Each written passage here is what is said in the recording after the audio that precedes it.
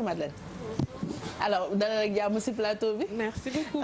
yow yaay présidente plateforme mondiale des femmes entreprenantes bureau Sénégal. absolument mondial loolu moom nu ñuy def ba bokk ci. bokk ngeen ci ba pare. bi ma leen gisee entreprendre instant bi. bi ma leen gisee.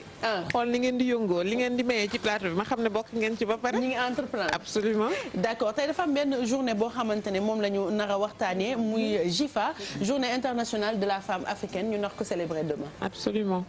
Alors, on connaît tous la journée internationale de la femme, mais on connaît moins la journée internationale de la femme africaine. Moi, je ne savais même pas que ça existait. Voilà, ça existe depuis 1962 et la plateforme mondiale des femmes entreprenantes a décidé de remettre à l'honneur la femme africaine. Et c'est pour cela que nous avons décidé de célébrer la première édition de la journée internationale de la femme africaine, donc à Dakar. Et ce sera demain, jeudi 1er août, au Grand Théâtre. Absolument. Ki koy jiite du suñu président de la République.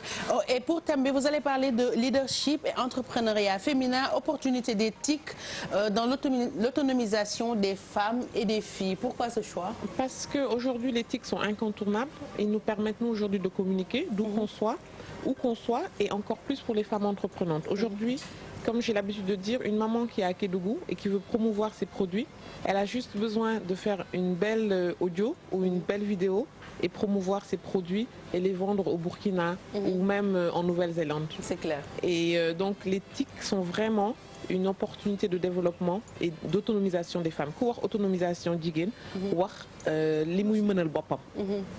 Parce que c'est vrai que sunu càmmiñ ñi ak sunu jëkkër yi lu ñu am leen ñuy jox mais li ci des tamit ñun ñoo ko war a dolli. parce que bëgg nañu tamit mënal sunu bopp. ci wàllu formation est-ce que da ngeen koy def aussi tamit pour que nit ki mën a. Alors on a prévu lancement JIFA bi ñu am fan yii ces 2 derniers jours on a fait beaucoup de panels.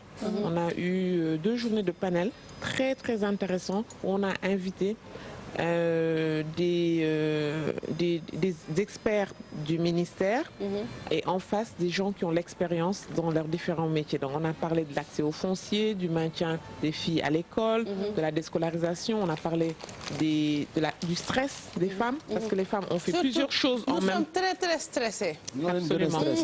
Non mais c'est pas pareil ex-Aedex. On vit pas quand le une stress. femme travaille et qu'elle rentre à la maison day continuer di liggéey di taaj reer di jën ci xale yi coucher bi lan la ñuy sol suba. Vous avez fait ça où et quand? Mais calcul mental da nga ko xeeb. Nous on va parler. Non mais franchement c'est vrai. Il est pas là. Non absolument. Je suis d'accord. Moi je suis d'accord. Je suis d'accord góor yi. C'est des idées reçues dañ ñoo gëmloo ne daf ñoo war ñëpp la war parents c'est 2 personnes c'est pas une seule personne. On continue. Alors avant même de rentrer chez soi comme j'ai l'habitude de dire les femmes on a un don d'ubiquité. L'ubiquité c'est de pouvoir faire plusieurs choses en même temps. Et les femmes on sait faire 8 choses en même temps. Parce que c'est d'abord du bureau ñu ngi gérer kër gi ñu ngi gérer sunu parents yi ñu ngi gérer xale yi ca école ba ñu ngi gérer sunu jëkkër yi ñu ngi gérer sunu càmmiñ yi waaw ñu ngi waaw ba ñooy sunu ay xarit ñu ngi gérer sunu ay xarit ñu ngi gérer sunu ay xameel et sunu vie personnelle ak sunu vie personnelle donc léeg-léeg dañuy stressé parce que jigéen du sax yow sa coobre bopp mais nit dina la confier problème am mu nekk sa stress nga stressé pour moom donc on a voulu vraiment apprendre aux femmes d'accepter le sort qui leur est réservé.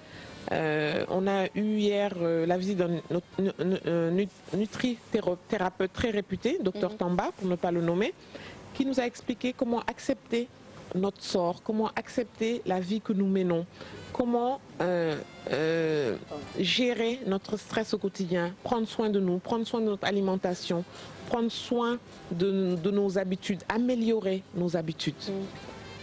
Et donc, on a voulu terminer tous ces panels sur la gestion du stress pour vraiment que les femmes puissent penser aussi à leur bien-être et penser à elles. Surtout, surtout. Et au-delà de... Oui? Vas-y. Moi, j'ai juste une préoccupation par rapport ak numérique bi. Xam nañ ni que ci ère numérique la ñu nekk. Mais également, ces femmes-là qui entreprennent, c'est pas toutes des femmes yoo xamante ni elles sont instruites wala elles ont été à l'école et tout.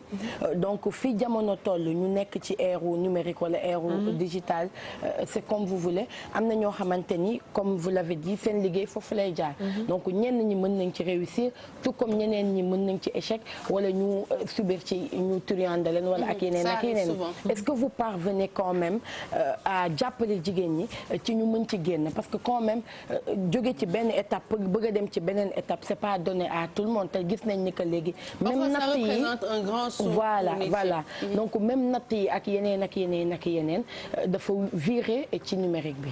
Absolument. Alors ñun on a prévu après la JIFA de recruter, de faire une campagne de recrutement pour recruter un maximum de femmes entreprenantes et ensuite de faire des séances de coaching sur le leadership, sur l'utilisation d'éthique, sur plusieurs autres thèmes qu'on va développer. Mais le panel nous a permis surtout parce qu'on a créé une nouvelle forme de panel, un panel participatif où les gens n'étaient pas là à lire et à juste passer une information. Oui, on a voulu créer des panels participatifs où personne ne venait avec des notes. On venait, on posait un état de fait et mu am waxtaan. Mu am waxtaan parce que waxtaan bi day tax et puis day tax waxtaan bi gën a yaatu. Parce que da ngay ne accès au foncier mais nga gis koo xamante ne pour répondre à la question on peut être analphabète en français mais on n'est pas analphabète en langue locale parce que aujourd'hui am na ñoo xamante ne li ñuy wax en tout cas ñun li ñu assisté ba ñuy wax ci accès au foncier madame Thérèse Mbaye ba muy waxu foncier en wolof mu ngi mel ni notaire bu toog di wax droit de bornage am seen terminologie on était bluffé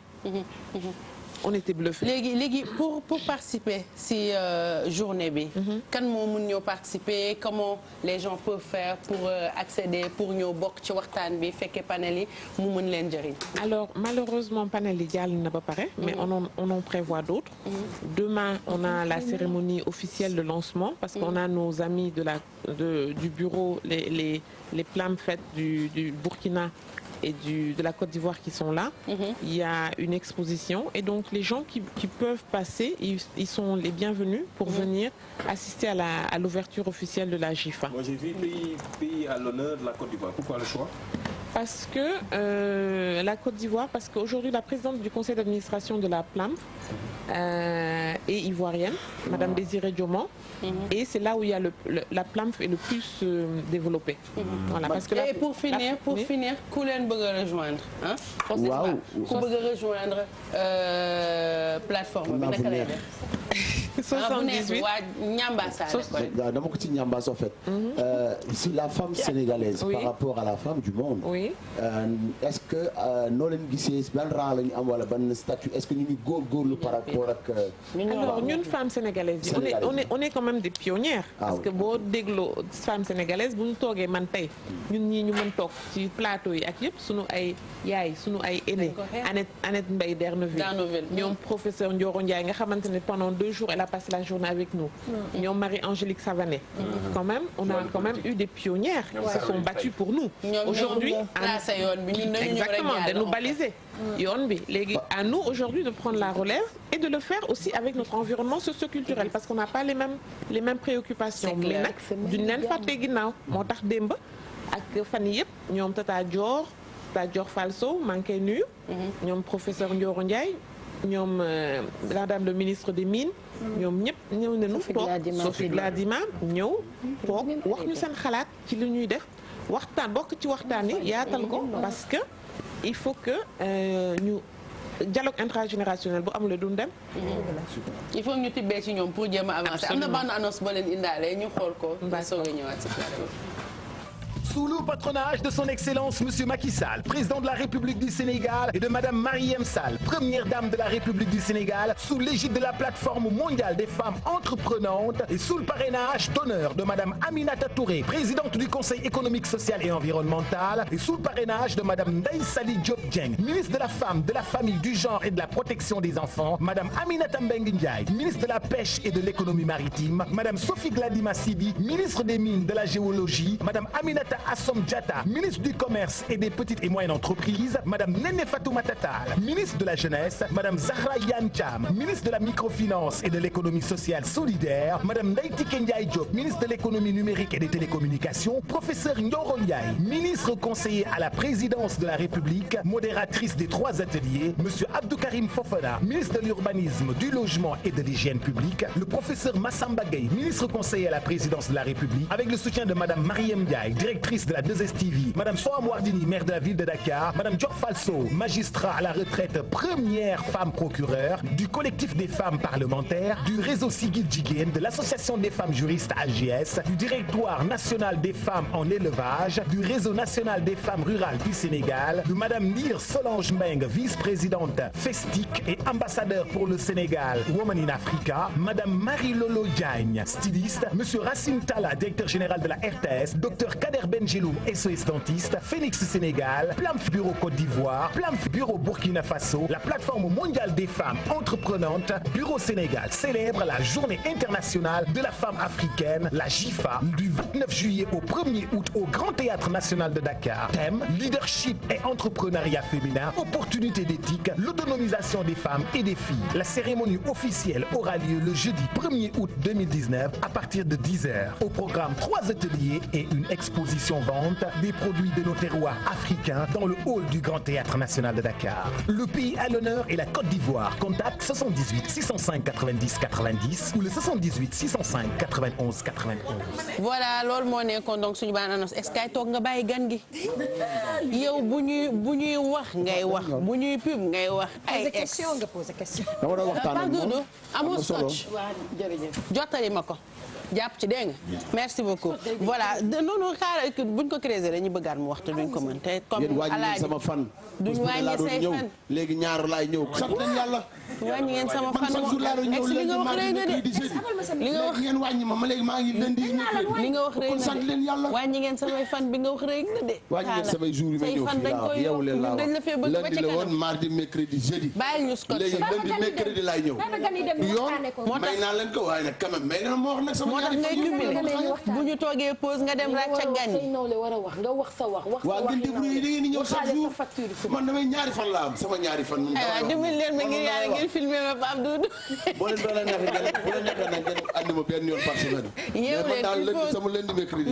li Pape Cheikh di wax il faut ñu am beneen caméra buy filmé ñi ci ginnaaw looloo tax li ñuy def ci plateau bi je vous jure que ce qu'on a devant nous c'est ay waay ay waay ay ta ay waay ay waay ay waay pare na ni na ngeen def merci jërëjëf ex na ngeen def ba rey léegi merci beaucoup madame Madeleine Sonko lan nga ñuy tàggoo balaa ngay dem ñun moom façon mën a ñaatam ak Coro ak Kiara ak Sophie ñu ngi ci biir plateforme bi inchallah ñu ngi leen di xaar ñu ngi leen di xaar maa ngi ñaax sama mbokku jigéen yëpp femme lañ wax femme da ngeen a bëgg nekk ay femme bàyyi leen góor yi nag ñu bokk xam nga lan la ñii xam nga luy problème bi ñoom dañuy jël li ñu moom jëlaale li ñu moom ñun buñ bëggee defar benn affaire ñoom ñoo taxaw ne dañuy bokk yam leen ci li c'est important madame est-ce que du baax nag yéen saa yéen ñu boole ci góor ñi parce que peut-être que sax ñu ngi dund ak ñoom yoo xamante ni c'est pas fait sciemment wala nangam ak nangam donc day baax ak suñu organisation bàyyi leen seen yëfu féministe yi xoola tàggool merci beaucoup maa ngi ñaax sama mbokk jigéen ñi nag ñu gën a góorgóorlu te surtout jigéen dafa am benn faiblesse mooy solidarité. Nous manquons de solidarité. Et la plateforme le manque de solidarité. Ah manque oui d'accord. ñu ngi ci plateforme mondiale bi. ñu ngi bëgg nañu jigéen bépp bu nu dab si.